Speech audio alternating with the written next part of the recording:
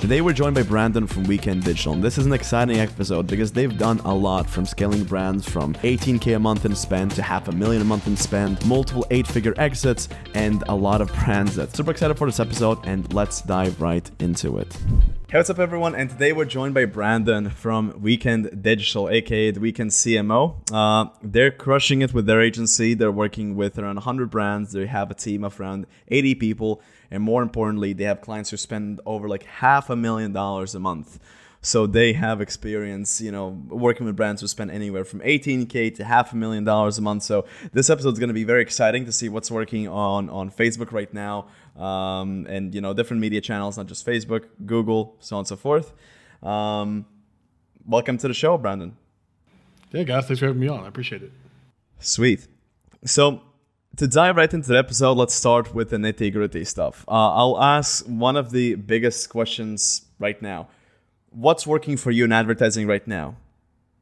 In general, whether it's Facebook, Google, everything together.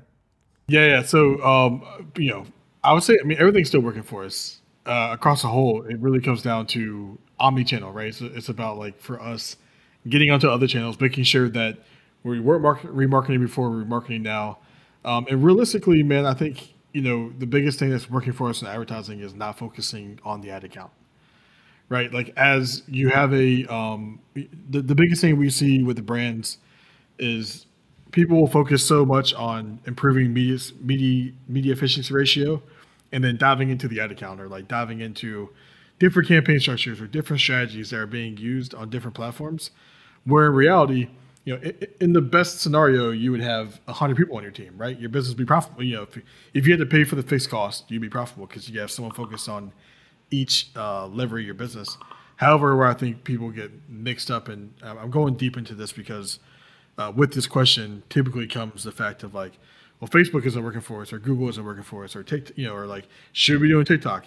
And the answer is you shouldn't be doing any of these things until you have your back end working, right? Until you have everything else outside of the ad account actually working. And when you focus so much time and your energy into the ad account, these other things get neglected just because you don't have the resources to be able to do that. So, and that's kind of like a kind of a different question, different answer maybe there, but that would be, what's working for us is not focusing on the ad accounts, probably biggest win. Yeah, that is a good point, because we saw a lot of businesses who were just reliant on Facebook get slaughtered after iOS 14, and now a lot of more people are talking about omni-channel. A lot more people are talking about, even like, for example, the Google releasing Performance Max, how the media buying landscape would change. The fact that you probably won't be focusing as much on buying media. You're going to be looking at different platforms. Where can I spend, and then how can I improve everything that's around my media? So my creatives, my landing page, email marketing, everything together. So right now you're spending a lot of money on ads. Shameless email plug, right? always. Yeah. So it's not a secret you spend a lot of money on ads. The big question I think I want to ask: what do you see are the biggest differences? I think this could be like a similar answer, but what do you see as the biggest differences between a brand that spends, let's say, 18, 20, 30, 50K a month, between a brand that spends $500,000 a month on ads? So it's really one. So advertising comes down, and this is the way my team looks at it. So our senior media buyers are not senior media buyers; they're strategists, they're marketers, right? That's the big key difference with what I train with my team. So when you think about this, we have a client right now that we just took from $1,500 a day in spend. They're going to spend $500,000 this month, probably pretty easily, maybe even close to $1 million if we can really push it. And the big key lever there was we were running ads for this brand. We're getting $1.10 cost per clicks. Industry benchmark for this company, for a brand like this, is probably $1.20 cost per click. And we're running solely Facebook ads for this brand right now, right? Like, they're only running Facebook. We just started Google. We just started YouTube. Our focus is on Facebook because you don't ever want to go and if your shit's not working, like adding TikTok to the mix is not going to make it any better. It's just going to have now two different variables that you're tracking. So in this exact scenario, we wanted to have a $35 CAC, like first time customer acquisition cost, and we were basically getting a $55 CAC at the time. So we weren't too, we were like almost 50%. I mean, it was a pretty big difference off. It's like, I think it's like maybe I think it's like 70% off that we were, right? So when you look at the actual, well, what levers can you pull as a marketer? Well, the biggest levers you can pull are if you're thinking about the ad account, really it's just like your cost per click, right? Like what else can you really improve in the ad account if you only focus on ad account, nothing else in the brand? So do we think it's realistic that we can get our $1.10 cost per click down on Facebook down 70%? No, right? Like probably not. Like we make, especially because they're already doing that well. Now, if they came to us and they had like a $2.50 cost per click, we're like, oh, well, creative is the issue here. We can decrease our cost per click by 100% and fix the issue in your brand. That's not the issue. And that's actually not the issue in 90% of the brands we work with in that scenario where they're like $18,000, $30,000, $50,000 a month of spend.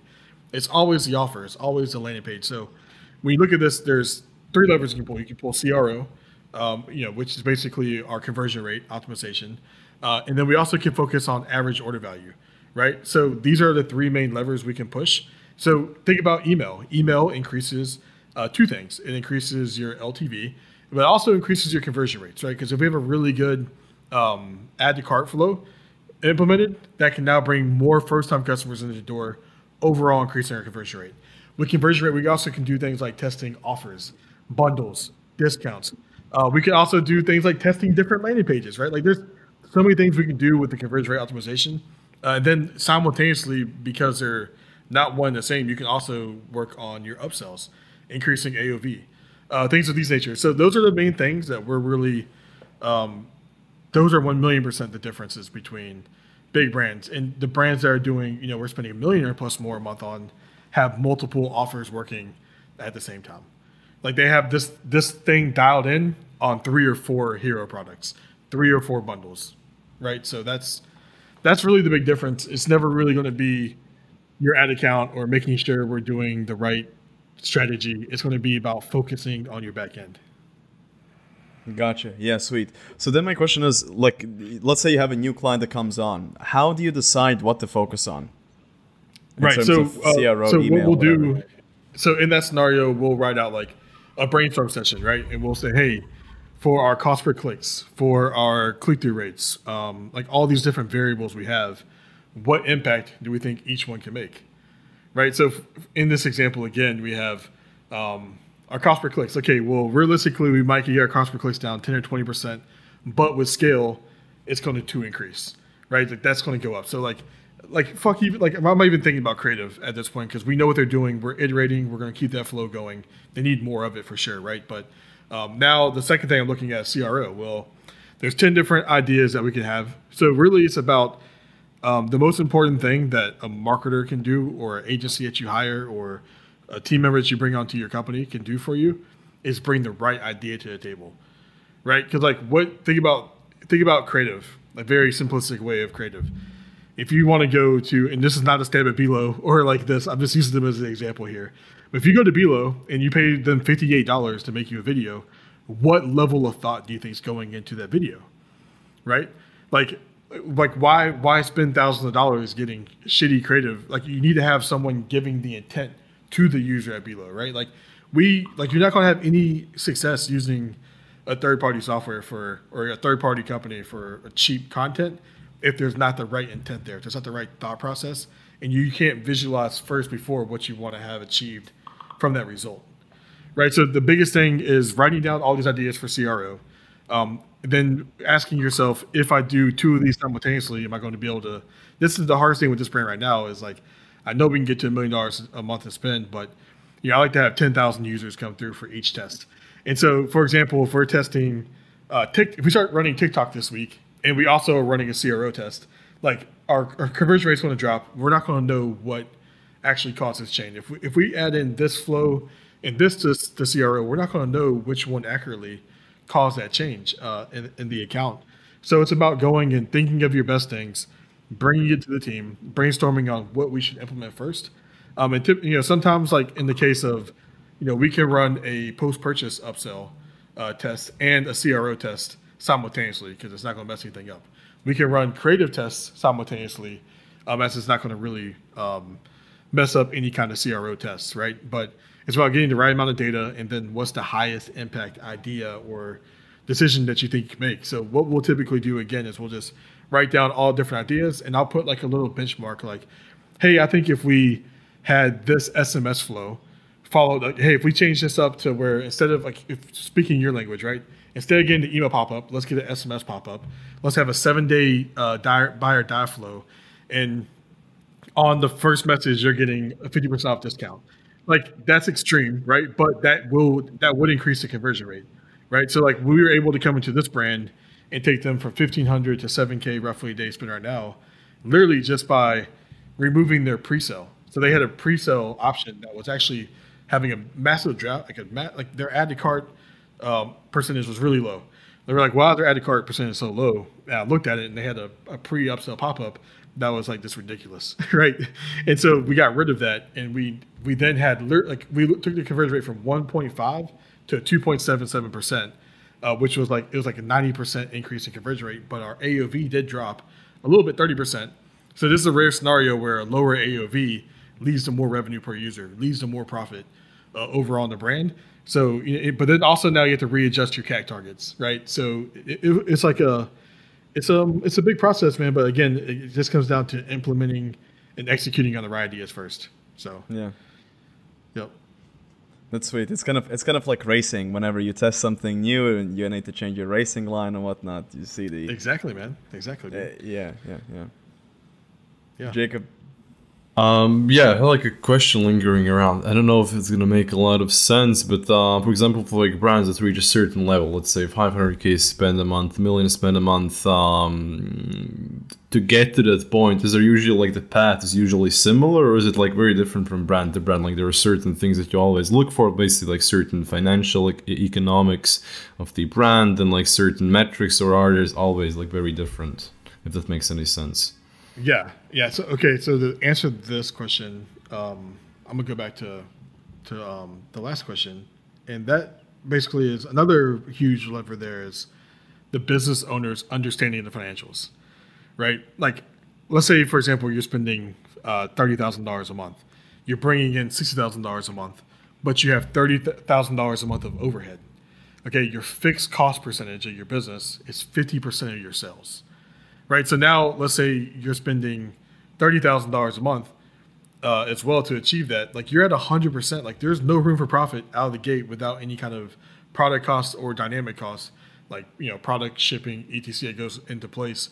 Whereas if that could be profitable if we scale that brand to $600,000 a month, $300,000 to spend, because now that $30,000 is only 5% of the company. Right. And now you have 45% left over for spend.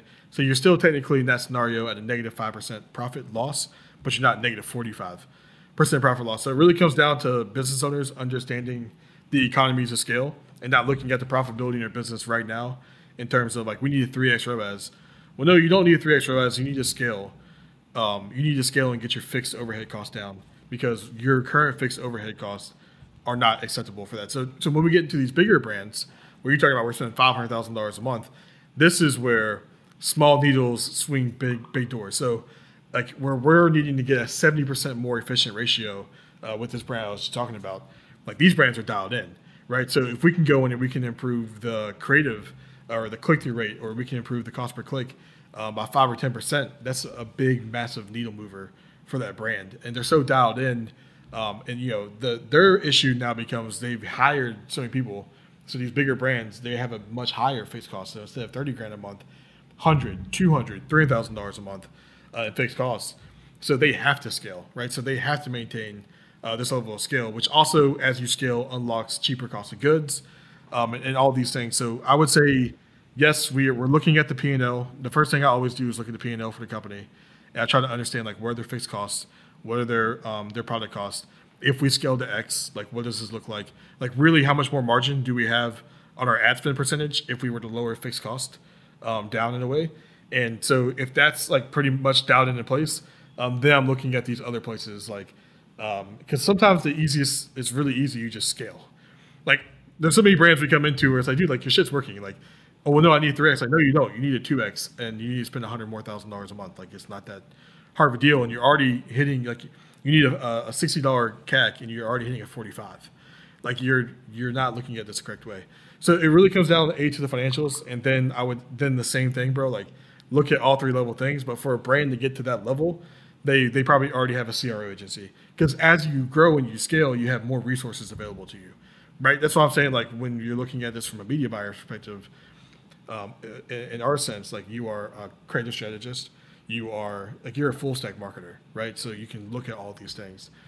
Whereas, when a company grows to that point in time, they're probably not hiring an agency. They're probably trying to bring things in house and find talent in house, and they might be coming to you for consulting. That's like one. So that's the worst part about an agency game is you eventually work yourself out of a job, right? If you run an e-commerce store and you're looking to generate more revenue with email and SMS marketing, go to agencyjr.com/call to book in a free call with us. It's agency, J as in Jacob, R as in Rainus, .com/call. And let's talk to see if and how we can help. Also with the agencies, like it's always interesting to talk about like the experience of agencies, because right now we're working with a lot of clients. We see a lot of different things. Right now, in your case, like what are the fundamental, like big structural things that like e-commerce businesses need so they can like scale higher up? So, for example, is it like more related to the cost of goods, product costs, niches? Like, what are the fundamentals you want to see in a brand that can achieve like high scale? Yeah, I mean, the biggest win in most all brands we come into is LTV, adding in subscription components to a brand.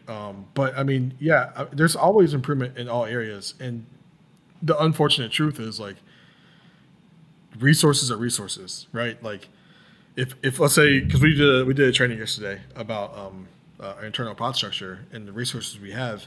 And the reality is like, I would love to have a CRO expert in every team. I would love to have this in every team. But it comes to a point to where one person.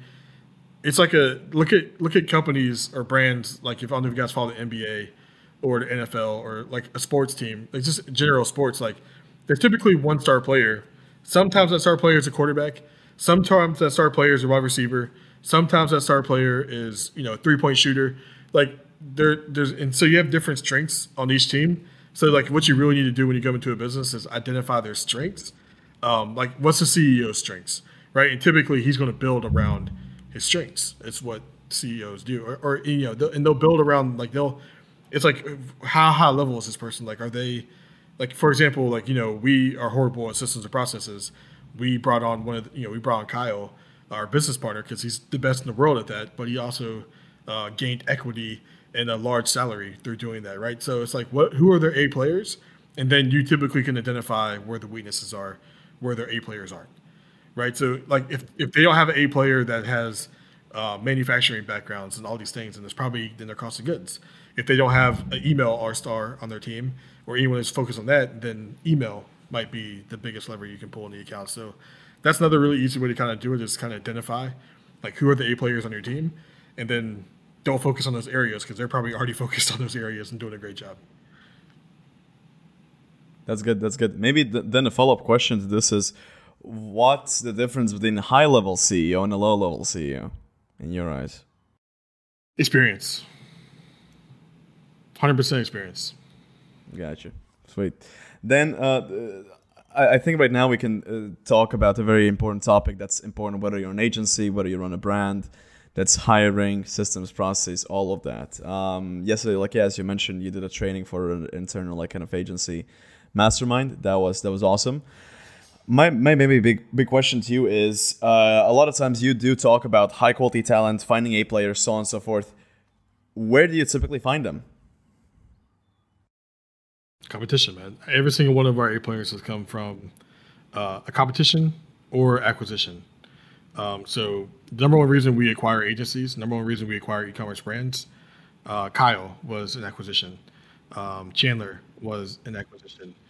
Like all these A players in our team have all been either usually acquisitions, and then rarely we'll get some A players, from our top competing agencies as well, that just kind of want to switch the steps. But you also have to pay when you bring on an acquisition.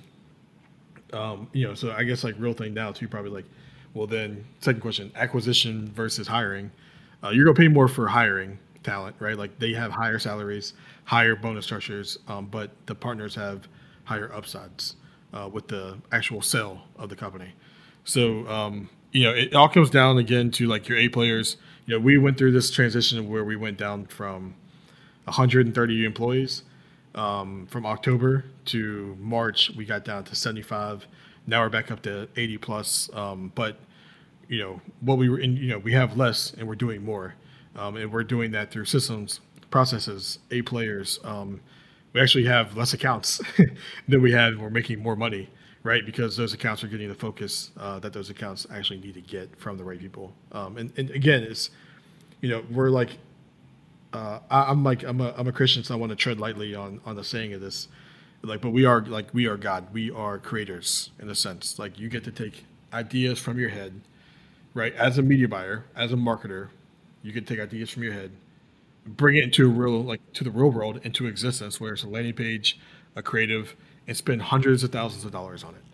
Like that's some crazy shit. Like anyone else in your circle that you hang out with that is not in this game, like there's no way they can feel that fulfilled in what they do at their work, right?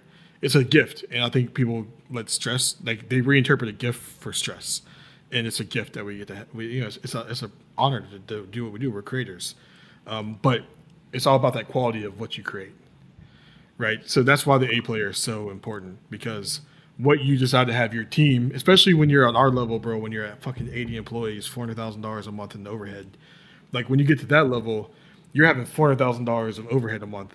Work on your ideas and your executions. If it's the wrong idea, the wrong level quality of thought that they're executing on, you just lost 400 grand, right? So it's a big deal. So like, that's why to me, talent always is the most important thing to focus on, because of the quality of thoughts and ideas that they have. Sweet. Then maybe a question to you is, I know previously before Weekend, you and Tommy had brands. I'm wondering, at what level did you decide, the brand thing is not related, but at what level did you just decide to start acquiring other agencies? Like how much revenue were you doing? Yeah, I think the acquisition thing came from the pain of talent. That was the sole purpose behind the acquisition idea. Was that, and with I think kind of tied into that question is like, well, like why did we get into the agency as well to begin with? And there's like this, like every rapper wants to be an NBA player, an NBA player wants to be a rapper, right? Like every brand owner wants to be an agency owner, and vice versa until they do it. So, what we realized is like we had really, like me and Tommy, super talented. I mean, again, not to our own horns, but like super talented people. We had a really, really amazing team. Tom had something that I'd never seen as a media buyer, which was like, like the dude was, I thought he was fucking crazy. I mean, he still is fucking crazy, but like I thought he was even more crazy than he was when I met him. But he, the thing is about him is like he had like, one of the best creative teams in the world and all these things, but they literally worked on one brand. And you can see like the impact that had on one. Like he scaled IEB to $20 million brand in like 2 years. It was incredible what he did with that. Such a main competitor is Fabletics, 2 for 24, and you're able to come in and compete with that and do an amazing job. But the thing was like the team he had. So we took that team and that talent that we had these bases and pillars to build this agency with. But and anyone who's watching this that's on the team, I love y'all and any pillars of the company. But what happens when you have pillars and bases in a company and you're 17 people deep and you start scaling your company? You're scaling like this, and people can only scale like this, right? So all we're doing, and me and Tom are killing ourselves, just the different versions of people we've had to become in the last 3 years. It's just been like you have points in times where you're just like, well, like fuck, who's this next person I need to become to actually like catch up to my agency? Because it's just like we have like fucking like HR and shit, bro. It's different. It's a different thing. Like, and it's like things that you have to like get acclimated to, and then it's no longer, I can't go into account and fix it. I need to like fix my team, right? And like it's a longer process, and like you lose a lot more money in that process versus you just going in and fixing. So you have to learn a lot of lessons to become completely different people, and you can't promote from within in a lot of scenarios because these people have no experience of running a 100-person agency, or, like no one understands really what you go through. And so what happens is like, you're just up here, you're trying to keep up with your company. You're just trying to just come down and pull all your employees up with you. And what ends up happening is it just doesn't work. And so you have to bring in talent. And the way that we found to bring in talent was through finding other successful e-commerce brand owners. Like, our best media buyer right now was a 7-figure brand owner that we actually brought on, and gave a great salary and comp structure to. Like all of our media buyers are like really, really talented. Like everyone on our team's like really talented people. And the final people was through acquisitions. Like we buy his company, right? And he came on and worked for us. And now we're also growing his company in the back end, but he also is now running 7 of our brands for us as well. So, the biggest thing with the 100%, the acquisition, is to acquire talent, nothing less. Like I really could care less about the asset more than the individual behind the brand or the agency. So your question is, number one, is the media buyer rich? Yes. I love to hear that. Yep. Yeah. Rich is a savage, bro. Rich, you watching this shit, bro. Shout out to you, my man. Sweet. So then, when it comes to these acquisitions, that's an interesting topic to us, because I generally speaking, I think it could be similar for brand owners and also agency owners. If, for example, you have a brand, let's say it is in a fitness niche, if you're looking to expand, a great way for you to expand might be to find a brand where you see opportunities to improve it and scale, acquire it, and then, add your team, add your knowledge and expertise to it. Where do you find these acquisitions? Do you go to marketplaces online? Do you approach these agency owners directly? Well, I mean, a lot of it comes through our lead gen. I mean, we do a lot of advertising. We get roughly 15 leads a day in our lead flow right now, from the ads we run. And a lot of, we had an investment. We actually have paused investments. We are doing investments actively, but we're no longer spending resources on acquiring investments, because we get so many that come in naturally, and we just are in the kind of restructuring, rebuild phase. Like, we right now, so we have 100 clients. Roughly, we have about 24 full service clients, which we would qualify as like weekend, right? We have 30 slots. So we have 6 open slots right now. I don't feel comfortable in our ability to execute at a high level. Like with the normal acquisition we bring in, like we would be stretching everything thin. So what we're really trying to figure out right now is like, do we want to focus more on acquisitions? Because like with acquisitions, there's not profit there, right? So like don't like there's no real profit there, because really what you're doing in that scenario, like we explained yesterday, is like you're buying in equity through your work and effort. So you're basically like breaking even in the scenario. Like, so like, hey, we're not gonna make any profit. We're gonna make you more profit, and then we can sell the company for more money. So just like in any business, like, if you had email opt-in form on every single like most landing pages, where before they could even like add a product to the cart, they put their first name, their email, and their SMS number in, like that'd be great, right? Like that might be better for the brand long term, but short term is going to hurt conversion rates, right? So it's good long term, bad short term. And the thing is, like, you have to kind of balance cash flow. So like maybe it's like when the company's very profitable, we could turn that form back on, because we know that SMS to us is worth X amount of dollars through time, which is profitable over a 12-month period. But in the short term, so like this is kind of like the issue that we're in right now, is really trying to balance the cash flow of acquisitions. Because again, when if we load down a pod, for example, with we can do 6 to 8 brands in a pod.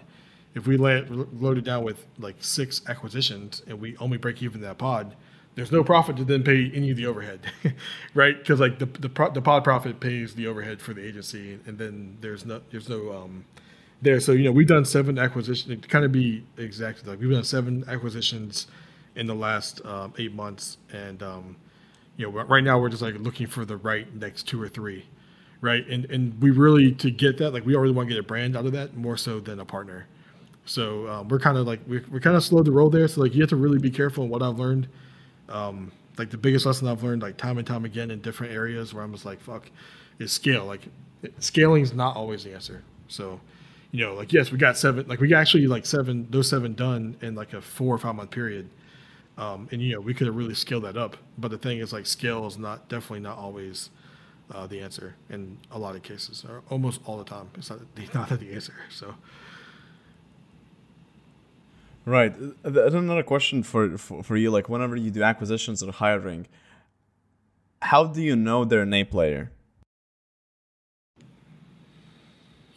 Well, I mean, we do a lot of, I mean, it's not like we jump on a call and like, yo, this is dope, let's be business partners, right? Like, it's a long process. Of course. It's difficult. Typically, I would say 80% of people, I'd say we meet in person prior to time will fly out and spend like a week with the person too. I mean, you quickly know, whether someone is or isn't about that life. And then we also have performance clauses as well at partner level. So, this is our expectations to you. This is your expectations to us as well, right? Like, this is what you expect of our relationship, and this is what we expect of our relationship with you. If those things aren't met, then we go our separate ways. Usually we have like a 6 and 12-month review. Gotcha. So basically, getting to know the person, not on just a work level. Like I remember a quote. I think this was said on yesterday's call: "Hire for experience, not for expectations." And also with that, get to know the person so you know how they are as just people in general. Sweet.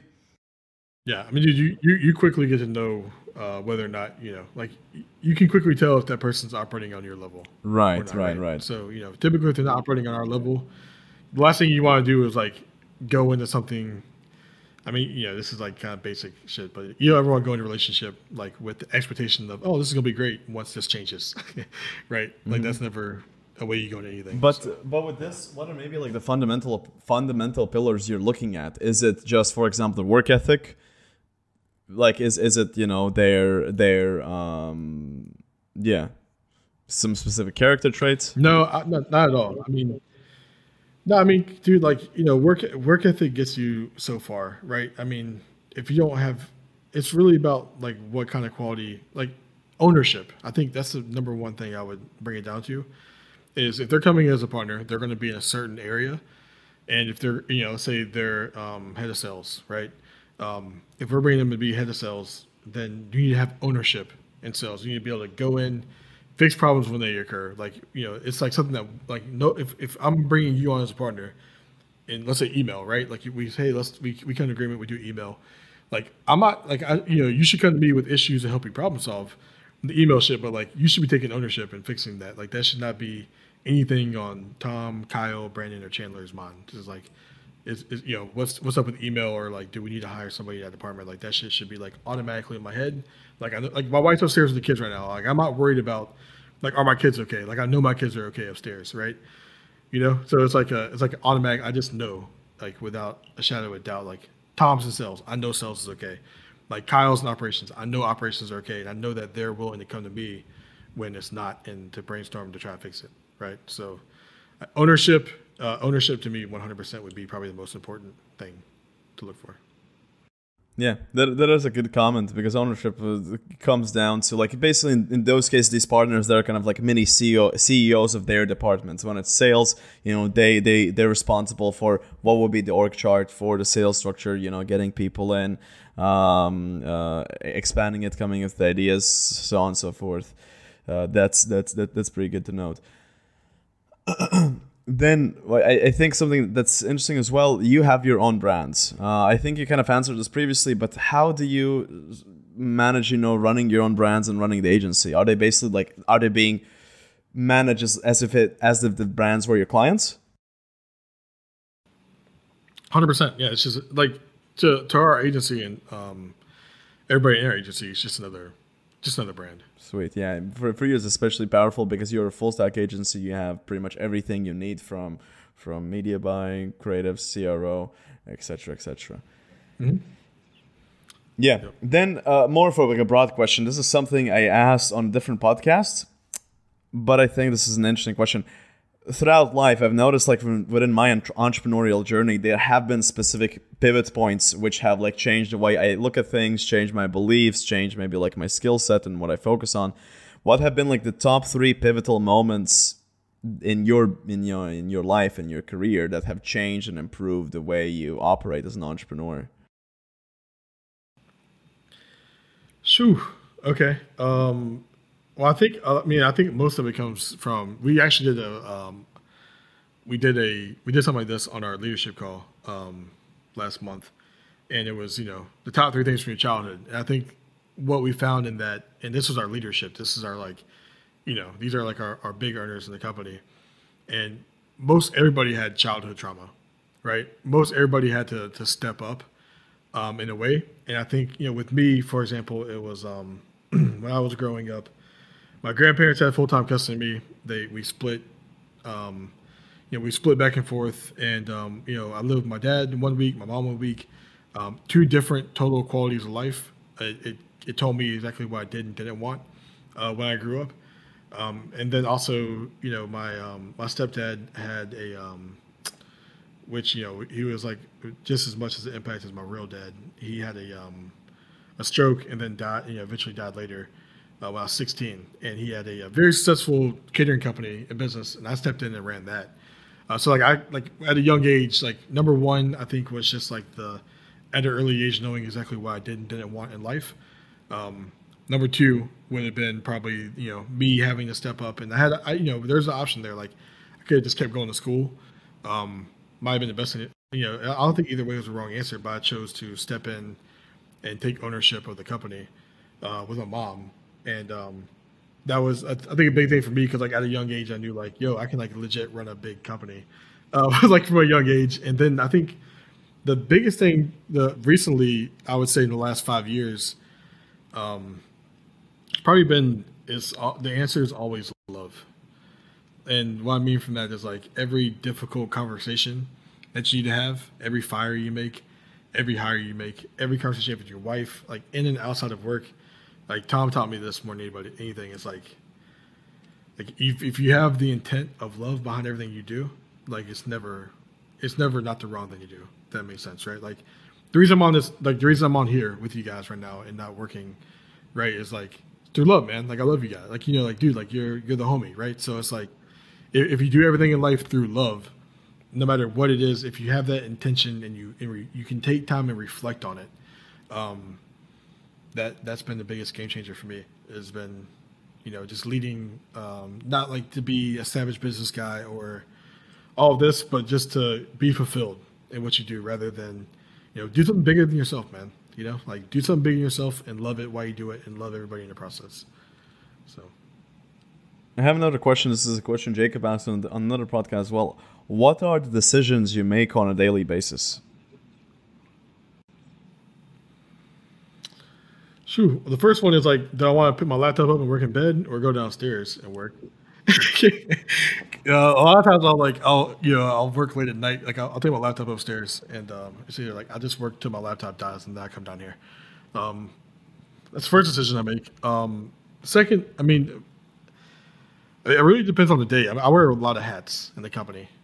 Some days I'm I'm not wearing any of these hats. I'm gonna be a dad today, right? The hardest decision to me is to stop working, for sure. So Monday I work 5 a.m. to 7 p.m. and then Tuesday through Friday I work 5 a.m. to 2 p.m. And I give that time to my kids, the 2 to 9. To my kids, then I'll work again, probably 9 to 12, something like that. But so that's really for me the hardest thing is it's not the toughest decision I make is when to stop working and having the discipline to actually stop working because there's always too much shit to do, So there's a lot of decisions I make in a day. It's different every day, but those are the two constant decisions I have to try to make every day. So Sweet. I think it's been a very, very impactful episode so far. Jacob, maybe do you have any questions before we go into the wrap up? Let's do the traditional wrap up question then. We always ask this to all for you guests, so we'll continue to the tradition. So if you had to return or if you had to meet your 20-year-old self once again, what's the one piece of advice you'd give to him? The biggest life learning, business learning, whatever, one piece of advice.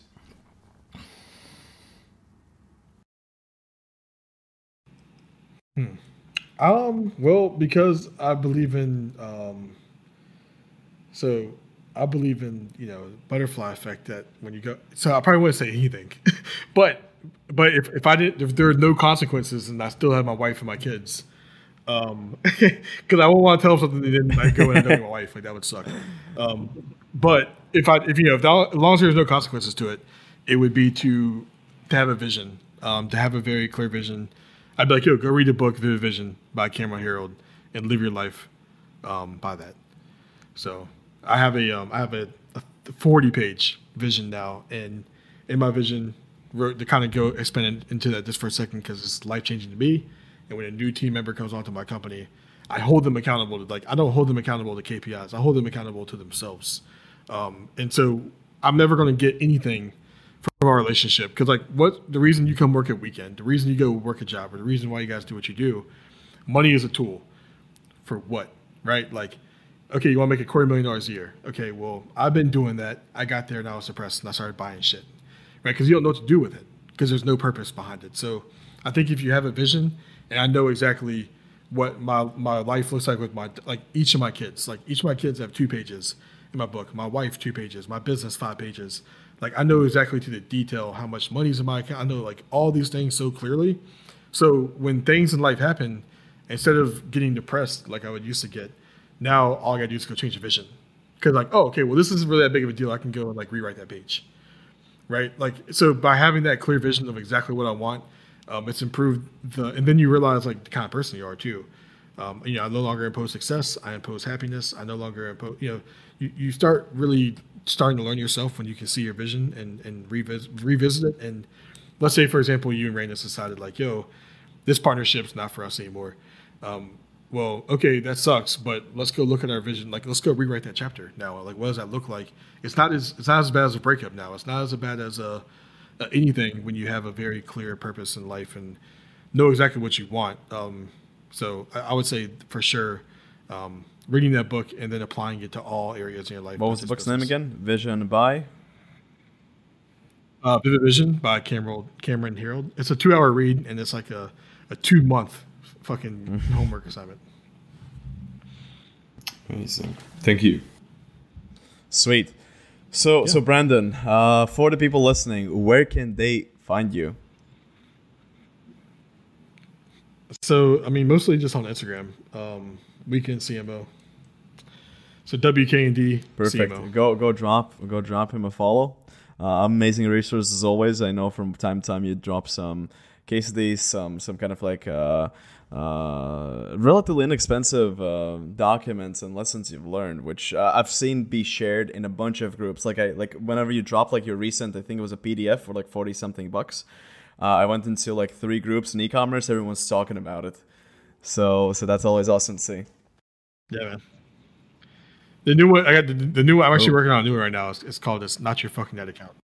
And we kind of know what it's gonna be about. Got some foreshadowing in the call. All right, sweet. Yeah, man, it's top of mind right now. Sweet. I brought it up. All right, cool. Yeah, I appreciate you as well. And thank you.